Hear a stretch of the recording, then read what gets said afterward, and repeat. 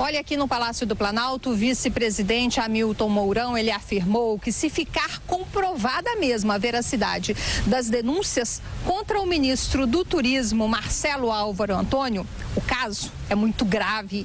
Segundo a Folha de São Paulo, o ministro, que foi presidente do PSL em Minas Gerais, teria montado um esquema de candidaturas laranjas para direcionar verba pública para empresas de assessores, parentes ou sócios do hoje ministro do Turismo.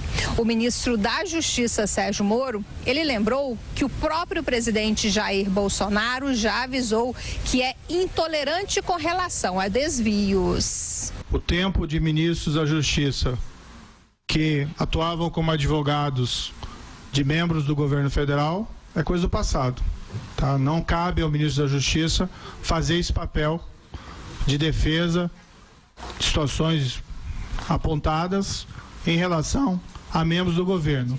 O que cabe ao ministro da Justiça, sim, é assegurar que, havendo informações consistentes, que isso seja devidamente apurado pelos órgãos de investigação competentes. O porta-voz da presidência, Rego Barros, no entanto, que acompanha o presidente em São Paulo, disse que Jair Bolsonaro não conversou com o ministro do Turismo sobre as denúncias. Não, ele não comentou e não comentaria, porque esse é um assunto que deve estar restrito ao próprio ministro e as respostas a esse tema a ele devem ser direcionadas. O ministro do Turismo nega as acusações. Pelo Twitter, ele afirmou que as denúncias são vazias, que os fatos foram deturpados. Segundo ele, a distribuição do fundo partidário do PSL cumpriu rigorosamente o que determina a lei e que todas as contratações de campanha foram aprovadas pela Justiça Eleitoral. De Brasília, Luciana Verdolim. Bom, é uma denúncia que tem que ser apurada, mas essa fala do ministro Moro, dizendo que o ministro da Justiça não é mais um advogado particular do presidente da República, isso é importante, né? Professor Vila e Augusto. Ele está fazendo implicitamente, evidentemente, apontando o dedo para o Zé Eduardo Cardoso e mais ainda para o Márcio Tomás Bastos, que já foi para o inferno, graças a Deus. Então, que usava do Ministério da Justiça para defender criminosos no governo. Todo mundo sabe, o Márcio Tomás Bastos, a questão do mensalão, um escândalo, né? E depois o Zé Eduardo Cardoso, a ação que teve à frente do Ministério da Justiça, também escandalosa. Então foi clara, a resposta foi direta e clara. Quem cometeu delitos tem de pagar por eles. Com relação a esse senhor de Minas Gerais, eu conheci o pai dele, conheci assim, historicamente, politicamente e tal. Foi deputado muito tempo lá, já falecido e tal. Agora, é a questão do fundo partidário.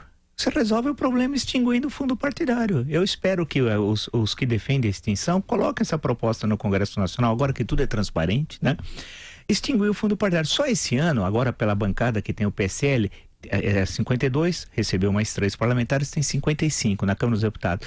Vai receber 115 milhões de reais. Você imagina a guerra dentro do partido? Estou citando esse, como podia citar outros, porque ele, junto com o PT, que tem 55, tinha 56, mas ficou com 55, são os maiores partidos com representação na Câmara dos Deputados. É muito dinheiro. Dinheiro meu, dinheiro seu, dinheiro nosso.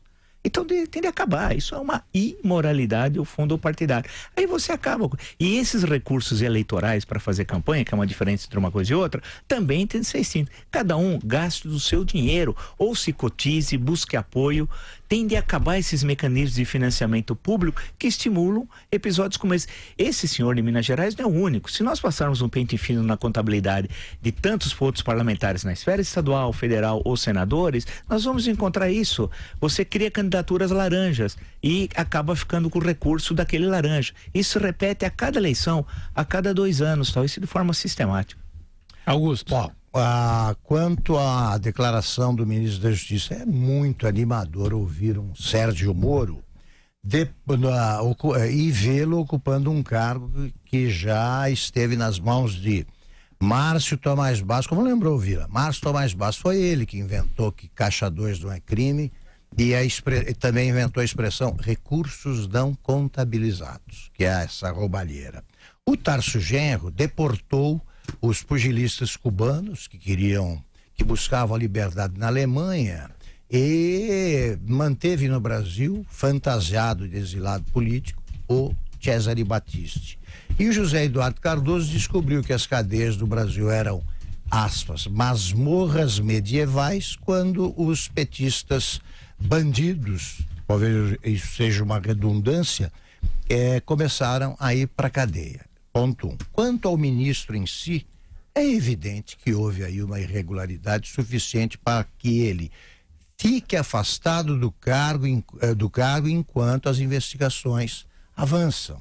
É uma solução tão simples, porque isso foi prometido pelo Bolsonaro na campanha e ele tem cumprido as promessas de campanha. Falta essa aí.